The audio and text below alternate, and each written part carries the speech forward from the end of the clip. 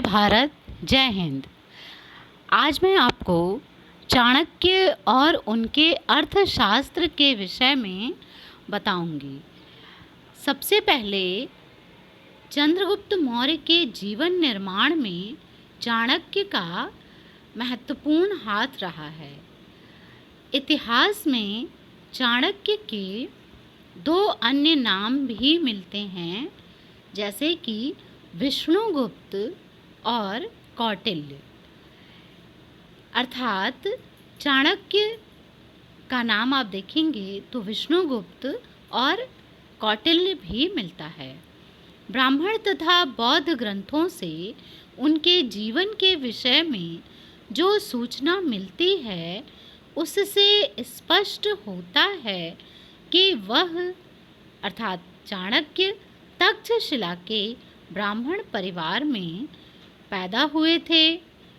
वह वेदों तथा शास्त्रों के ज्ञाता थे और तक्षशिला के शिक्षा के केंद्र के प्रमुख आचार्य थे।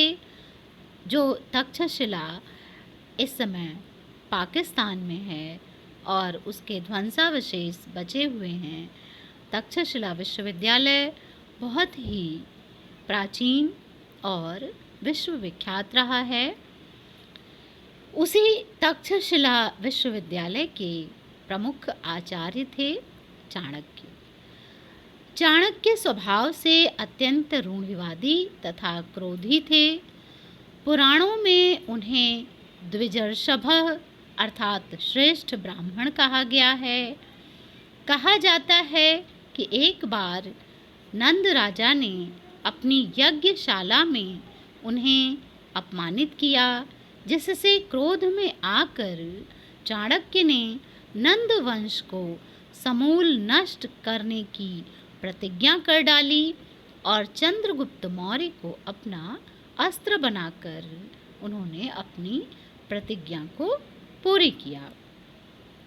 जब चंद्रगुप्त मौर्य भारत का एक छत्र सम्राट बना तो कौटिल्य प्रधानमंत्री तथा प्रधान पुरोहित के पद पर आसीन हुए। जैन ग्रंथों से पता चलता है कि चंद्रगुप्त मौर्य की मृत्यु के बाद बिंदुसार के समय में भी चाणक्य कुछ काल तक प्रधानमंत्री बने रहे। बाद में उन्होंने शासन कार्य त्याग कर संन्यास ग्रहण कर लिया तथा वन में तपस्या करते हुए उन्होंने अपने जीवन के अंतिम दिन व्यतीत किए। वह राजनीति शास्त्र के प्रकांड पंडित थे और उन्होंने राज शासन के ऊपर अपनी प्रमुख पुस्तक अर्थशास्त्र की रचना की थी। यह हिंदू राज शासन के ऊपर प्राचीनतम उपलब्ध रचना है। अर्थशास्त्र राजनीति शास्त्र की पुस्तक है और इसको चाणक्य ने लिखा था। दुर्भाग्यवश अर्थशास्त्र के रचना काल तथा उनके रचयिता के विषय में भारी मतभेद रहा है, लेकिन अब यह मतभेद स्पष्ट हो गया है बहुत से आधुनिक शोध के द्वारा। अर्थशास्त्र में असांप्रदायिक रचना है। अर्थशास्त्र एक असांप्रदायिक रचना है जिसका मुख्य विषय सामान्य राज्य एवं उसके शासन तंत्र का विवरण प्रस्तुत करना है। इसमें चक्रवर्ती सम्राट का अधिकार क्षेत्र हिमालय से लेकर समुद्र तट तक बताया गया है, जो इस बात का सूचक है कि कौटिल्य विस्तृत साम्राज्य से परिचित थे। अर्थशास्त्र मुख्यतः विभागीय अध्यक्षों का भी वर्णन करता है। नगर तथा सेना की परिषदों के स्वरूप का अशासकीय होने के कारण इसमें उल्लेख नहीं मिलता है। भारतीय लेखकों में अपने नाम का उल्लेख अन्य पुरुष में करने की प्रथा रही है। अतः यदि अर्थशास्त्र में कौटिल्य ने अपना उल्लेख अन्य पुरुष में किया है तो इसका अर्थ यह नहीं कि वह स्वयं इस ग्रंथ का रचयिता नहीं थे। मेगास्थनीज का संपूर्ण विवरण हमें उपलब्ध नहीं होता है। संभव है कौटिल्य का उल्लेख उन अंशों में हुआ हो जो अप्राप्य हैं। पतंजलि ने बिंदुसार और अशोक के नाम का भी उल्लेख नहीं किया है, तो क्या इन दोनों को अनैतिहासिक माना जा सकता है? अर्थात नहीं। उनका उद्देश्य पाणिनि तथा कात्यायन के सूत्रों की व्याख्या करना था, न कि इतिहास लिखना। अर्थशास्त्र मौर्य काल की रचना है तथा इसमें चंद्रगुप्त मौर्य के प्रधानमंत्री चाणक्य के ही विचार स्वयं उन्हीं के द्वारा प्रस्तुत किए गए हैं। अर्थशास्त्र में 15 अधिकरण तथा 180 प्रकरण है। इस ग्रंथ में इनके श्लोकों की संख्या 4000 बताई गई है।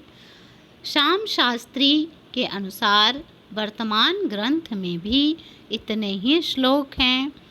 प्रथम अधिकरण में राजस्व संबंधी विविध विषयों का वर्णन है। द्वितीय अधिकरण में नागरिक प्रशासन की विशद विवेचना की गई है। तृतीय तथा चतुर्थ अधिकरणों में दीवानी, फौजदारी तथा व्यक्तिगत कानूनों का उल्लेख मिलता है। पंचम अधिकरण के अंतर्गत सम्राट के सभासदों एवं अनुचरों के कर्तव्यों एवं दायित्वों का उल्लेख है। छठे अधिकरण में राज्य के सप्तांग, स्वामी, अमात्य, राष्ट्र, दुर्ग, बल, कोष तथा मित्र के स्वरूप तथा कार्यों का वर्णन किया गया है। अंतिम 9 अधिकरण राजा की विदेश नीति, सैनिक अभियान, युद्ध में विजय के उपाय, शत्रु देश में लोकप्रियता प्राप्त करने के उपाय, युद्ध तथा संधि के अवसर आदि विविध विषयों का विस्तार पूर्वक वर्णन प्रस्तुत करते हैं। इस प्रकार अर्थशास्त्र मुख्यतः शासन की व्यवहारिक समस्याओं से संबंधित रचना है। कौटिल्य के शासन का आदर्श बड़ा ही उदात्त था। उसने अपने ग्रंथ में जिस विस्तृत प्रशासनिक व्यवस्था का स्वरूप प्रस्तुत किया है उसमें प्रजा का हित ही राजा का चरम लक्ष्य है। वास्तव में यह ग्रंथ चंद्रगुप्त मौर्य की शासन व्यवस्था के ज्ञान के लिए बहुमूल्य सामग्रियों का भंडार है। चाणक्य मात्र राजनीति विशारद ही नहीं थे, अपितु वह राजनीति शास्त्र के क्षेत्र में एक नए सिद्धांत के प्रतिपादक भी थे। बाद के लेखकों ने अत्यंत सम्मानपूर्वक उनके नाम का उल्लेख किया है। राजनीति शास्त्र के क्षेत्र में अर्थशास्त्र का वही स्थान है जो व्याकरण के क्षेत्र में पाणिनि की अष्टाध्यायी का है। इस प्रकार चाणक्य और उनके अर्थशास्त्र का महत्वपूर्ण स्थान है और चाणक्य नीति और अर्थशास्त्र के सिद्धांत आज भी उतने ही व्यवहारिक हैं जितने कि मौर्य काल में थे। आज के लिए इतना ही। धन्यवाद। जय भारत, जय हिंद।